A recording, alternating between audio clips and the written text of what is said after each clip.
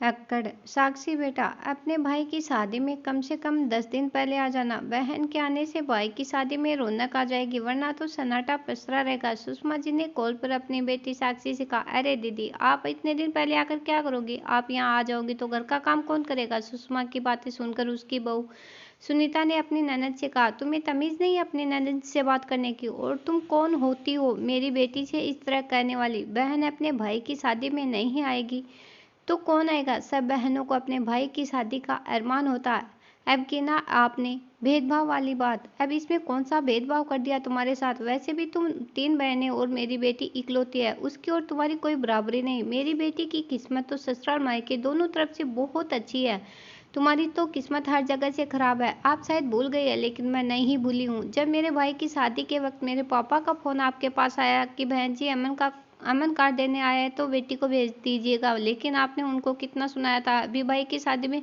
बुलाने के लिए फ़ोन नहीं करते तो भी आप जीना दुश्वार कर देती, और कर दिया तो भी। जिस तरह आपको अपने बेटे की शादी में रौनक लगाने के लिए बेटी का इंतजार होता, उसी तरह मेरे मम्मी पापा को मेरा इंतजार था, और मुझे भी अपने भाई की शादी के अरमान थे। लेकिन आपकी अकड़ जिद और बहू बेटी में भेदभावपूर्ण रवैये ने हम सबकी खुशियाँ पर ग्रहण लगा दिया। अपनी बेटी को आपको हर छोटे मोटे मौके पर मायके में चाहिए, लेकिन बहू को आप शादी ब्याह जैसे बड़े मौके पर भी नहीं जाने देना चाहती। कहते हुए सुनीता काफ़ी गुस्से में थी। इधर सुषमा जी को अपने कहे गए शब्द याद आ गए कि उन्होंने किस तरह से सुनीता के पापा का अपमान किया था। तुम लोगों को अक्ल नहीं है?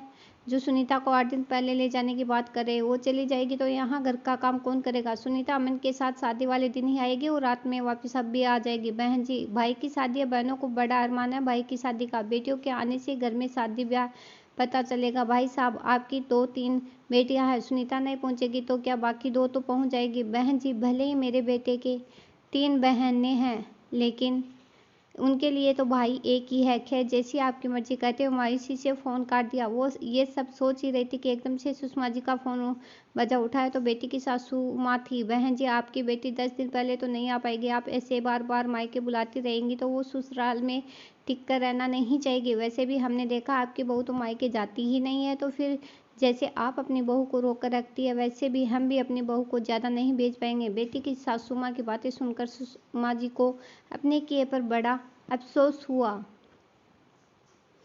उस समय तो वो बहुत खुश हो रही थी कि उन्होंने अपनी बहू को उसके भाई की शादी में पहले से जाने से रोककर बहुत अच्छा काम किया। लेकिन आज पता चला कि किसी का दिल दुखाकर कभी किसी का भला नहीं होता। उन्होंने सुनीता के मायके वालों का दिल दुखाया था, आज खुद उनका और उनकी बेटी का दिल दुखा। अब कोई भेदभाव नहीं, सारा हिस्सा बराबर हो गया। धन्यवाद दोस्तों, कहानी पूरी पढ़ने के लिए।